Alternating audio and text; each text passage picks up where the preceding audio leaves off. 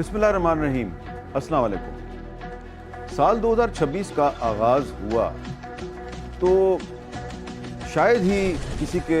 دل و دماغ میں یہ خیال تھا کہ 2026 کے پہلے 2-3 مہینوں کے اندر ہی امریکہ کا بطور ایک سپر پاور جو امیج ہے یہ تباہ و برباد ہو جائے گا، اور امریکہ کے صدر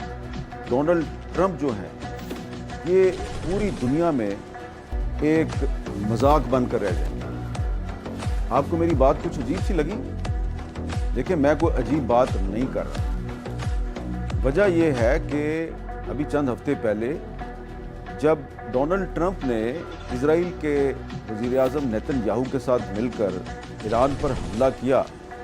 تو ان کا خیال تھا کہ جس طرح میں نے وینزویلا کے صدر کو پکڑ کر گرفتار کر کے امریکہ لا کر اپنی طاقت کی دھاک بٹھائی اور دنیا کو بتایا کہ سپر پاور کیا ہوتی ہے، تو یہی کچھ میں ایران کے ساتھ بھی کروں گا، اور اس کے بعد پھر جو نیتن یاہو کا اور ٹرمپ کا جو ایک ایجنڈا ہے، مشترکہ ایجنڈا، اس پہ عمل درآمد بھی ہوگا۔ لیکن آج ڈونلڈ ٹرمپ جو ہے اس کے بارے میں یہ سوال کیا جا رہا ہے کہ کیا ڈونلڈ ٹرمپ جو ہے وہ امریکہ کی بطور ایک سپر پاور جو امیج تھی، کیا یہ اس کو ختم کرنے کا باعث بن گیا؟ کیا ڈونلڈ ٹرمپ امریکہ کے بطور سپر پاور زوال کا باعث بن گیا؟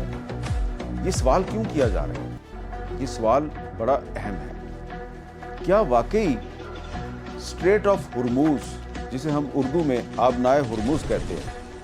کیا آبنائے ہرموز میں امریکہ کی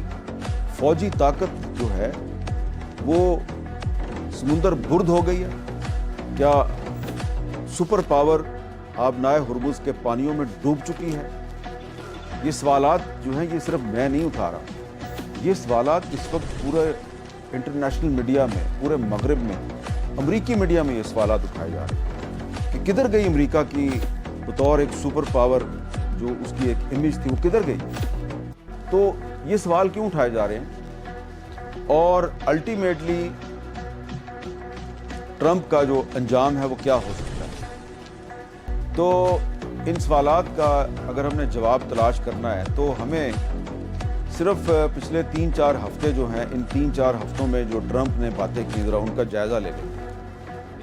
آپ دیکھیں، جب ٹرمپ نے اور نیتن یاہو نے ایران کے خلاف جنگ کا آغاز کیا، یعنی کہ جو ایک بلا وجہ جنگ تھی اور اس کا کوئی جواز نہیں تھا، مذاکرات ہو رہے تھے ایران کے اور امریکہ کے، تو مذاکرات کے عین درمیان میں ڈونلڈ ٹرمپ نے اور نیتن یاہو نے ایران پر حملہ کر دیا۔ حملے کے بعد ٹرمپ صاحب نے بڑی رعونت کے ساتھ، بڑی ایروگینس کے ساتھ یہ دعویٰ کیا کہ ہم یہ جنگ جیتیں گے۔ یہ دعویٰ کرنے کے بعد پھر انہوں نے ایران کے خلاف اپنی چارج شیٹ جاری کر دی، اور پھر اس دوران میں ایران کے جو سپریم لیڈر تھے آیت اللہ علی خامنئی، ان کی شہادت کی خبر آ گئی۔ تو جنگ کے آغاز میں ہی اگر ایران کا سپریم لیڈر جو ہے وہ شہید ہو گیا تو ڈونلڈ ٹرمپ جو ہیں وہ اس جنگ کے دوسرے ہفتے میں یہ کہنے میں حق بجانب نظر آ رہے تھے کہ اب تو یہ جنگ ہم ہی جیتیں گے۔ پھر تیسرے ہفتے میں ڈونلڈ ٹرمپ یہ کہہ رہے ہیں کہ ہم یہ جنگ جیت چکے ہیں، لیکن جیسے ہی چوتھا ہفتہ شروع ہوتا ہے اور جنگ تھوڑی لمبی ہوتی ہے تو پوری دنیا نے دیکھا کہ ڈونلڈ ٹرمپ جو ہے وہ ہیلپ ہیلپ ہیلپ کی آوازیں لگا رہا ہے، مدد مانگ رہا ہے، کبھی برطانیہ سے، کبھی فرانس سے، کبھی نیٹو سے۔ اور پھر دنیا نے کیا دیکھا کہ وہ برطانیہ جو امریکہ کے ایک اشارے پہ افغانستان کی جنگ میں کود گیا، وہ برطانیہ جو امریکہ کے ایک اشارے پہ عراق کی جنگ میں کود گیا، وہ برطانیہ جو یونائٹڈ نیشنز کی سیکیورٹی کونسل میں جو امریکہ کہتا تھا وہی کرتا رہا، اس برطانیہ کے وزیر اعظم نے باقاعدہ ایک प्रेस कॉन्फ्रेंस करके ये कहा कि हम डोनाल्ड ट्रंप की ईरान के खिलाफ जंग का हिस्सा बनने के लिए तैयार नहीं है। डोनाल्ड ट्रंप ने धमकी दी कि नेटो को मेरा साथ देना होगा वरना नेटो का अंजाम अच्छा नहीं होगा। तो जर्मनी, इटली और बहुत से जो यूरोपीय ममालिक हैं उनकी हुकूमतों ने वाज़ेह तौर पे कहा भाई कि नेटो का क्या लेना देना है इस सारी जंग के साथ, भाई ये तुम्हारी जंग है, हमारी जंग नहीं है। हालांकि ट्रंप ने और नेतन्याहू ने पूरी कोशिश की कि इस जंग को मजहबी रंग दिया जाए। आपको याद है ना, डोनाल्ड ट्रंप ने अपने ओवल ऑफिस में मजहबी रहनुमाओं और पादरियों की एक मीटिंग बुलाई और उसमें उन सब ने उसको कंधे पे हाथ रख के दुआ दी कि ये जंग तुम ही जीतोगे। और नेतन्याहू तो ये कह रहा था कि ये वही जंग है जिसका जिक्र बाइबल में है और ये मजहबी जंग है और मैं किंगडम बनाऊंगा, इजराइल को किंगडम बनाऊंगा, यानी मैं ग्रेटर इजराइल बनाऊंगा। तो ये दुरुस्त है कि जो ज़ायनिस्ट मूवमेंट है ये कोई मजहबी तहरीक नहीं थी, लेकिन नेतन्याहू और डोनाल्ड ट्रंप जिनके इर्द गिर्द बहुत से क्रिश्चियन ज़ायनिस्ट इकट्ठे हो चुके हैं, इन दोनों ने इस जंग को मजहबी रंग देने की कोशिश की। अब यहाँ पर एक बड़ा ही काबिल गौर, जिसे आप दिलचस्प भी कह सकते हैं, लेकिन काफ़ी एक अफसोसनाक पहलू भी है जिस पर गौर करने की ज़रूरत है। और वो ये है कि डोनाल्ड ट्रंप जो है वो तो ये कह रहा था कि ये हमारी जो जंग है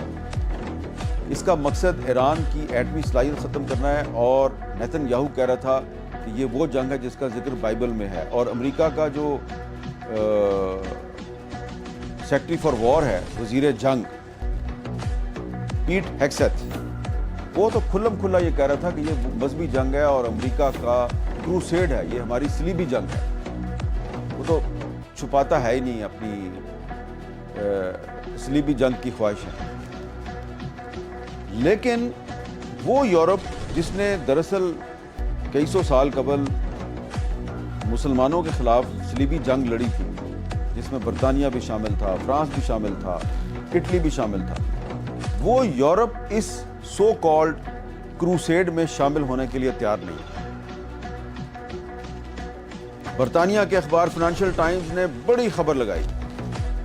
कि ट्रंप के जो इत्तेहादी हैं उन्होंने उसकी जंग में शामिल होने से इनकार कर दिया। CNN जो है वो लिख रहा है कि जनाब जो ट्रंप है वो अब अपने इत्तेहादियों से बड़ा सख्त नाराज़ है और उनको धमकियां दे रहा है। तो जो ट्रंप के गैर मुस्लिम इत्तेहादी थे, जो ज़्यादातर यूरोपीय ममालिक हैं, उन्होंने तो ट्रंप की जंग का हिस्सा बनने से इनकार कर दिया। लेकिन आप देखिए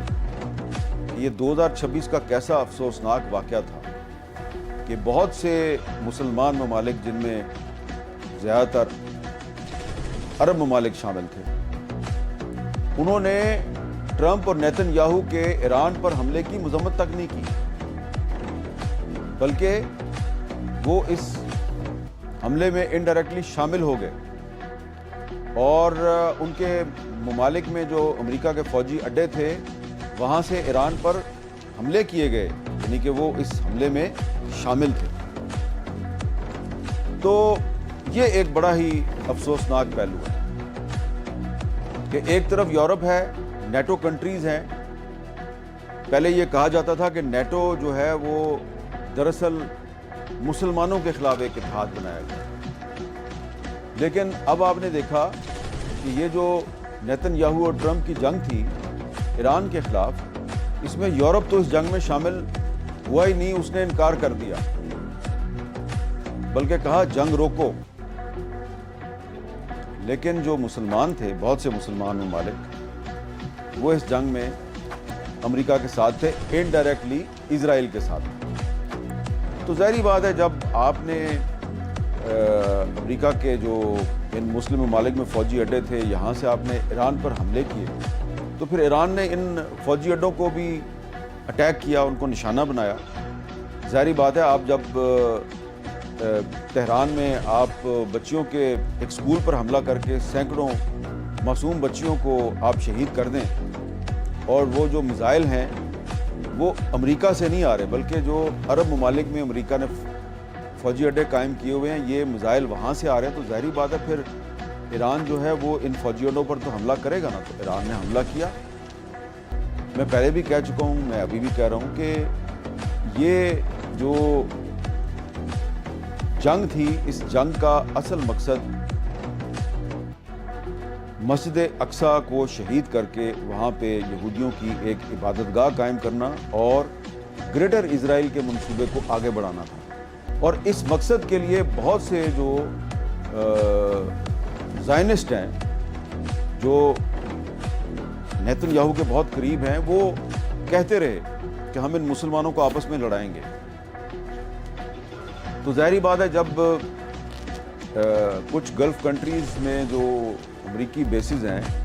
وہاں سے ایران پر حملہ ہوا اور ایران نے جوابی طور پر ان گلف کنٹریز میں حملہ کیا، تو مسلمانوں کی آپس میں لڑائی تو شروع ہو گئی، اور جو مسلمانوں کو لڑانے کا منصوبہ تھا وہ کامیاب ہوتا ہوا نظر آ رہا تھا۔ لیکن پھر اس میں سعودی عرب جیسے ممالک جو ہیں انہوں نے کچھ حکمت کا مظاہرہ کیا اور خاموشی اختیار کی، اور پھر پاکستان نے، ترکی نے اور کچھ اور جو مسلم ممالک ہیں انہوں نے کوشش کی کہ یہ جو ایران اور سعودی عرب ہے اس کے درمیان معاملات خراب نہ ہوں، اور پھر کوشش یہ کی گئی کہ ایران اور باقی جو گلف کنٹریز ہیں ان میں بھی زیادہ لڑائی نہ بڑھے۔ کوشش یہی کی گئی کہ مسلمان آپس میں نہ لڑیں۔ لیکن آپ نے دیکھا کہ جب کویت کی فضا میں غلطی سے 3 امریکی جنگی طیارے گر گئے تو ایویڈنس پوری دنیا کے سامنے آ گئی کہ کویت کی جو ایئر سپیس ہے اس کو استعمال کیا جا رہا ہے ایران کے خلاف۔ تو پھر ایران نے ایک طرف اسرائیل پر حملے کیے اور پھر ایران نے دوسری طرف ان گلف کنٹریز میں جو امریکی اڈے تھے ان پر بھی حملے کیے، اور دنیا کو یہ پیغام دیا کہ اب امریکہ ایک سپر پاور نہیں ہے، اور وہ امریکہ جس نے کہ ان عرب کنٹریز کو سیکیورٹی دینے کے لیے یہاں پر فوجی اڈے قائم کیے تھے، امریکہ is no more in a position to provide security to these Gulf states۔ اور اب آپ دیکھ رہے ہیں کہ کیا حالات ہیں۔ تو یہ وہ وجوہات ہیں جس کی وجہ سے اب دنیا میں یہ ڈیبیٹ شروع ہو گئی ہے کہ کیا واقعی اب امریکہ سپر پاور ہے یا نہیں ہے، اور ٹرمپ کا انجام کیا ہو۔ اچھا، اب یہاں پہ ایک بڑی دلچسپ بات ہے، وہ یہ ہے کہ ٹرمپ جو ہے اس کے انجام کے بارے میں اگر ہم نے تھوڑا غور و فکر کرنا ہے، کچھ بحث مباحثہ کرنا ہے، تو ہمیں برطانیہ کی شیفیلڈ یونیورسٹی کے ایک پروفیسر ہیں اور ان کا نام ہے پروفیسر ہینک ڈی برگ۔ پروفیسر ہینک ڈی برگ نے آج سے 2 سال پہلے 2024 میں انہوں نے ایک کتاب لکھی تھی جو وہیں سے شائع ہوئی، اور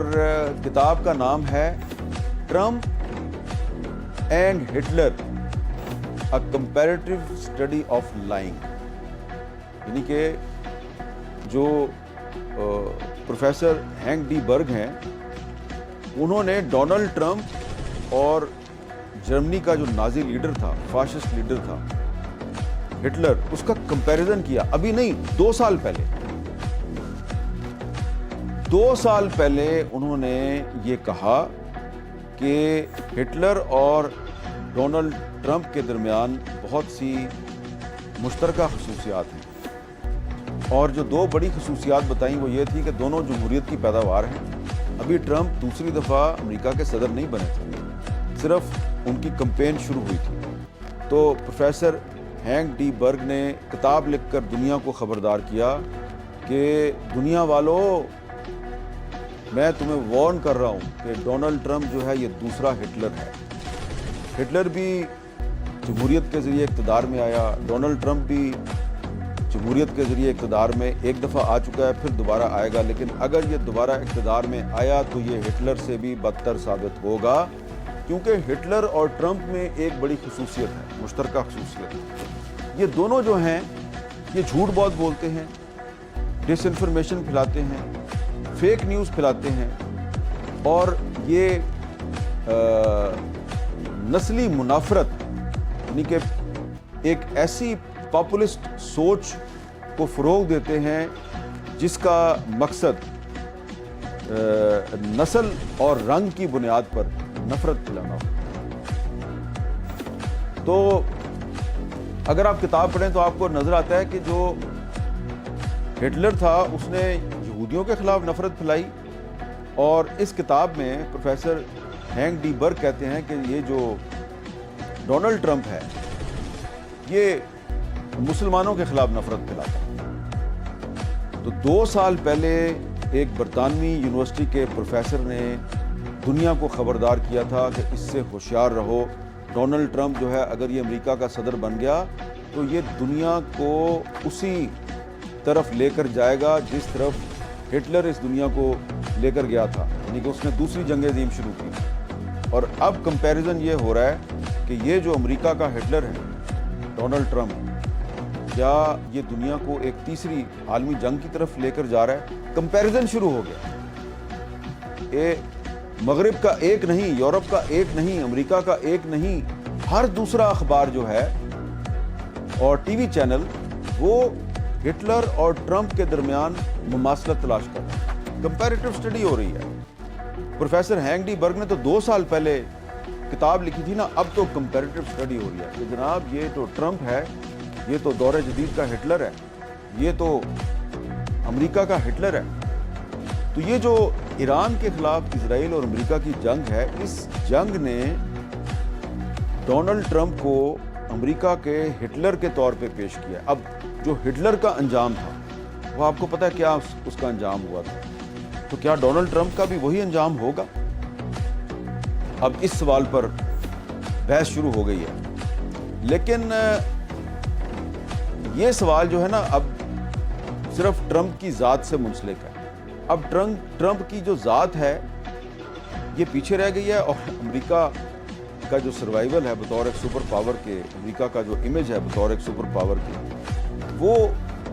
ہمیں لگ رہا ہے کہ اس کے بارے میں سوالات زیادہ پوچھے جا رہے ہیں۔ تو لگ تو یہ رہا ہے کہ ٹرمپ صاحب جو ہیں وہ ایران میں رجیم چینج کے لیے سامنے آئے تھے، اور انہوں نے نیتن یاہو کے ساتھ مل کر ایران پر حملہ کیا تھا۔ ٹھیک ہے، آیت اللہ علی خامنئی صاحب کو وہ شہید کرنے میں کامیاب ہو گئے، لیکن رجیم چینج کا ان کا خواب پورا نہیں ہوا، اور ایسا لگتا ہے کہ اب نیتن یاہو اور ٹرمپ دونوں بہت سے سیاسی خطرات میں گھر گئے ہیں، اور دونوں نے اسرائیل کو اور امریکہ کو بہت سے خطرات سے دوچار کر دیا۔ اب یہ جو ساری صورتحال ہے اس میں آپ یہ دیکھیں کہ ایران جو کہ انڈر اٹیک ہے، وہاں پر ہمیں ایرانی رجیم کے خلاف کوئی اتنی بڑی مزاحمت نظر نہیں آ رہی، لیکن آپ اگر غور کریں تو آپ کو پتہ چلے گا کہ اسرائیل میں نیتن یاہو کے خلاف اور امریکہ میں ڈونلڈ ٹرمپ کے خلاف بہت زیادہ بے چینی ہے، تشویش پائی جا رہی ہے، ان کی مخالفت ہو رہی ہے، اور بہت سے جو امریکی صحافی ہیں انہوں نے تو ڈونلڈ ٹرمپ اور نیتن یاہو کی جو ملی بھگت ہے کہ یہ دنیا کو تیسری عالمی جنگ کی طرف لے جا رہے ہیں، یہ مسجد اقصی کو شہید کرنا چاہتے ہیں، یہ گریٹر اسرائیل کے منصوبے پر عمل درآمد کرنے کا منصوبہ بنائے بیٹھے ہیں، انہوں نے ان سازشوں کو بے نقاب کر دیا، جن میں ٹکر کارلسن جو ہیں وہ سر فہرست ہیں، اور اب ٹرمپ ایڈمنسٹریشن جو ہے وہ ٹکر کارلسن کے خلاف کوئی غداری کا مقدمہ بنانے کی تیاری بھی کر رہی ہے۔ اور صرف ٹکر کارلسن کوئی اکیلے نہیں ہیں، امریکہ میں بہت سے جو امریکی یہودی ہیں، آرتھوڈکس جوز کی جو بہت سی تنظیمیں ہیں وہ بہت کھل کر ٹرمپ کی بھی مخالفت کر رہی ہیں، نیتن یاہو کی بھی مخالفت کر رہی ہیں۔ تو امریکہ کے اندر سے بھی ٹرمپ کی مخالفت ہو رہی ہے، یورپ جو ہے وہ ٹرمپ کی اس جنگ کا حصہ بننے کے لیے تیار نہیں ہے، لیکن انفارچونیٹلی افسوس کے ساتھ کہنا پڑتا ہے کہ مسلم دنیا میں کچھ ایسی حکومتیں ابھی تک موجود ہیں جو کہ ٹرمپ کے ساتھ کھڑی ہیں، ملا ان کو کچھ بھی نہیں ہے، اس میں ان کو ملا کچھ بھی نہیں ہے، یعنی کہ نہ کھایا نہ پیا، گلاس توڑا، 12 آنے جرمانہ بھی پڑ گیا، ٹھیک ہے جی، لیکن ملا ان کو کچھ بھی نہیں ہے، لیکن مفت کی بدنامی ان کو مل گئی ہے۔ اس صورتحال میں پاکستان پر بھی بڑا دباؤ تھا، اور اب ایک یہ سوال بھی بڑا اہم ہے کہ ایران کے وزیر خارجہ عباس اراغچی جو ہیں، انہوں نے پاکستانی عوام کا بڑا شکریہ ادا کیا ہے. ایک انہوں نے ایکس پر سٹیٹمنٹ جاری کیا اور انہوں نے پاکستانی عوام کا شکریہ ادا کیا ہے کہ آپ اس مشکل وقت میں ہماری حمایت کر رہے ہیں. تو ظاہری بات ہے اس میں تو کسی کو شک کی گنجائش نہیں ہونی چاہیے کہ پاکستانی عوام کی جو بڑی اکثریت ہے وہ اس جنگ میں وہ سمجھتی ہے کہ ایران مظلوم ہے، وہ ایران کے ساتھ کھڑے ہیں. پاکستانیوں کی ایک بڑی اکثریت کا خیال تھا کہ جس طرح ماضی میں عرب اسرائیل جنگ ہوتی تھی تو پاکستان ہمیشہ عربوں کا ساتھ دیتا تھا. تو پاکستان نے جو 73 کی عرب اسرائیل جنگ تھی تو اس میں ذوالفقار علی بھٹو پرائم منسٹر تھے اس وقت، انہوں نے تو اپنی ایئر فورس بھیج دی تھی اور ایئر فورس نے عربوں کی مدد کی تھی. لیکن اب جب اسرائیل نے امریکہ کے ساتھ مل کر ایران پر حملہ کیا ہے تو نہ کسی عرب ملک نے ایران کا ساتھ دیا اور نہ ہی پاکستان نے ایران کی کوئی فوجی مدد کی. لیکن اس کے باوجود ایران کی طرف سے پاکستان کا شکریہ کیوں ادا کیا جا رہا ہے، یہ بڑا ایک اہم سوال ہے. وجہ اس کی یہ ہے کہ امریکہ اور اس کے جو اتحادی عرب ممالک ہیں ان کا یہ خیال تھا کہ کیونکہ پاکستان کا سعودی عرب کے ساتھ ایک دفاعی تعاون کا معاہدہ ہے، تو اگر اسرائیل کی طرف سے ایران پر حملے کے رد عمل میں ایران جو ہے وہ گلف کنٹریز پہ اور سعودی عرب پر حملہ کرتا ہے تو پھر پاکستان کو سعودی عرب کا ساتھ دینا پڑے گا اور پاکستان ایران پر حملہ کر دے گا. اب پاکستان کا ایران کے ساتھ کوئی 850-900 کلومیٹر کا بارڈر ہے،